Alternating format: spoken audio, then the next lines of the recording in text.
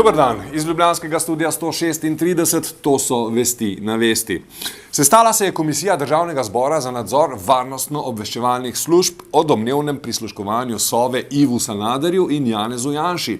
Ni pa zaslišala nekdanjega direktorja Sove, ker je na sejo komisije prišel z odvetnikom. Ni uspel priti do komisije. Komisiji smo želeli povedati vsa ozadja, vse podrobnosti, očitno pa komisija manj respekt do odvetnika, kar pravzaprav jaz ne vidim posebnega razloga, če ne mislijo kršiti človekovih pravic. Je pa Podbregar novinarjem povedal, da v Sovi poteka intenzivna preiskava ali, kot ga je bilo mogoče razumeti, čistilna akcija.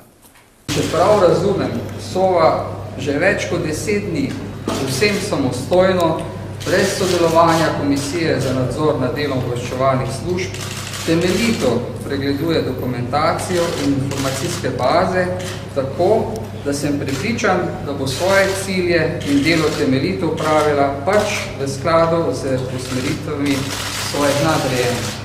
Komisija je tako zaslišala samo nekdanjega predsednika vlade Toneta Ropa, ki je še enkrat zatrdil, da govori resnico. Dokazi, po moji oceni, so seveda obstajali in nedvomno bi morali obstajati. Ja, bi morali. In po moji oceni bi dekleta tudi poleti morala nositi spodnje hlačke. Predsednik komisije Pavle Gantar je napovedal, da bo komisija kmalu ponovno povabila Podbregarja skupaj z njegovim odvetnikom in da bodo v naslednjih dneh odšli na Sovo preverjati Ropove navedbe. Član komisije Jože Jerovšek je bil bolj zgovoren. To, da je Podbregar na sejo prišel z odvetnikom, je označil za navadno izmikanje. Ponovno pa je opozoril tudi na domnevno delovanje para Sove.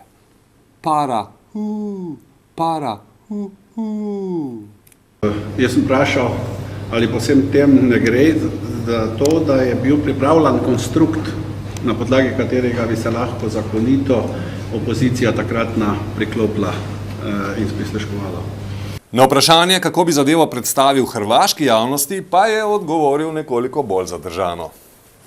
Glejte, danes je samo delček zaslišan, oziroma zaslišan razgovor in na podlagi tega ni možno dobenih takšnih odgovorov dajati. Hvala lepa. Vlada je v Državni zbor poslala predlog sprememb zakona o sodiščih. Zakon med drugim uvaja tudi nagrade za bolj pridne, bolj delovne sodnike. Pravosodni minister Lovro Šturm je pojasnil, da bodo nagrade kar obilne. To bo posebej določeno, ampak več kot 50%, mislim, da do 50%. Novi zakon bo uvedel tudi nov praznik, 4. november, dan pravosodja, ki ga bomo tudi primerno proslavljali. Ja, verjetno bomo to slovesno proslavili. Gotovo bo to neka javna prireditev, na katero ste že zdaj tudi vsi vabljeni. Ministrstvo za finance je predstavilo rebalans proračuna, ki je potreben zaradi financiranja železniške infrastrukture.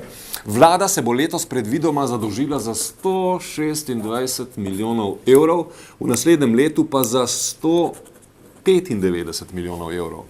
Andrej Bajuk je ob tem odgovoril tudi na vprašanje, kako komentira izjavo novega guvernerja Banke Slovenije Marka Kranjca o prvih znakih pregrevanja slovenskega gospodarstva.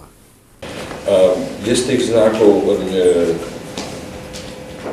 še nisem opazil, bom pa z velikim zanimanjem se seveda stopil v stik z novim guvernerjem, ker vem, da ima pač tudi svoje poglede, kar se tega tiče.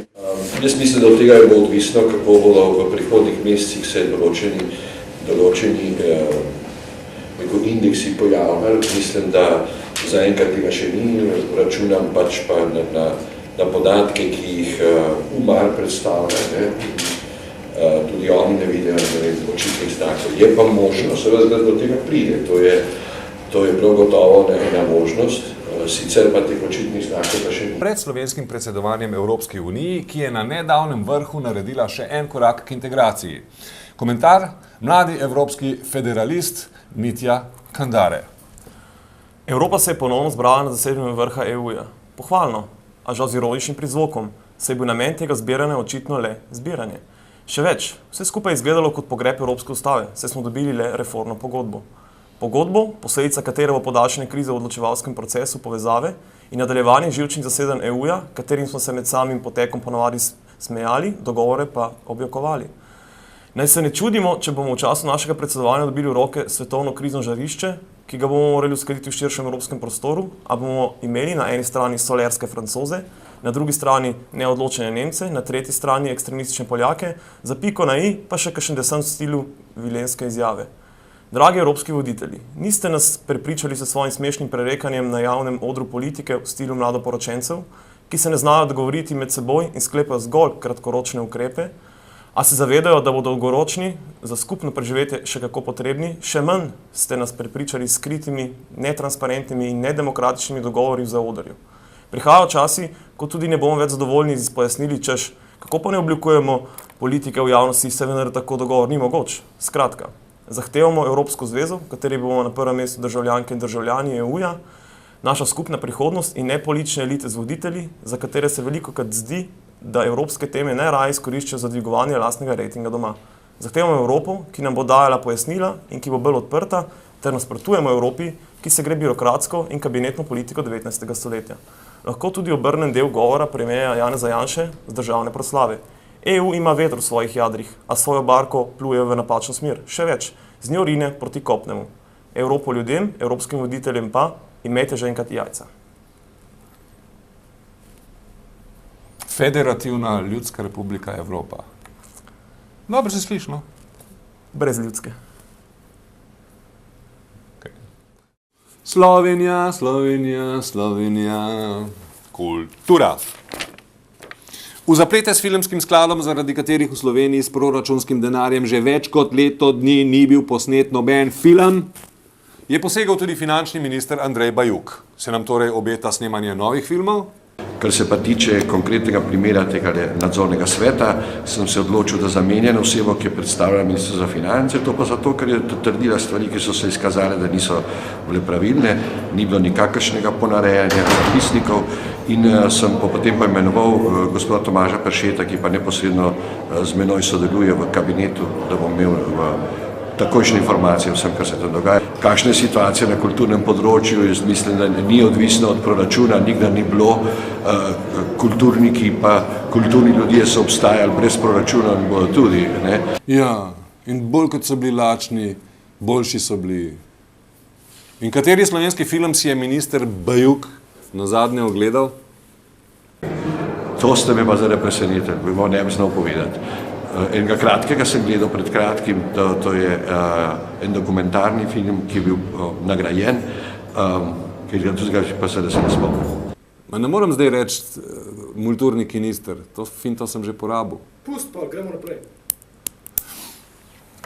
Minister za kulturo Sasko Vimoniti je Slovenski matici iz posebne, tako imenovane ministrove postavke, dodelil 109 775 jebenih evrov podpore, kar je skoraj toliko, kolikor je sredstev, ki jih ministrstvo letos ni razdelilo.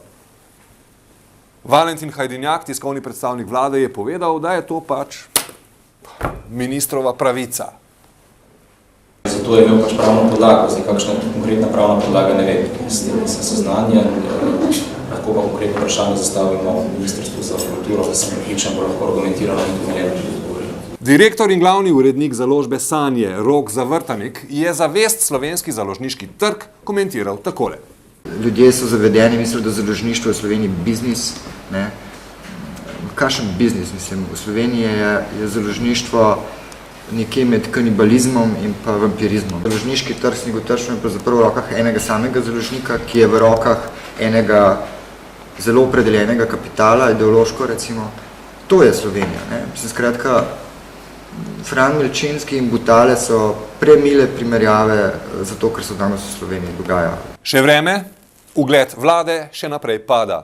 Iz ljubljanskega studia 136, to so bile vesti na vesti. Nasvidenje.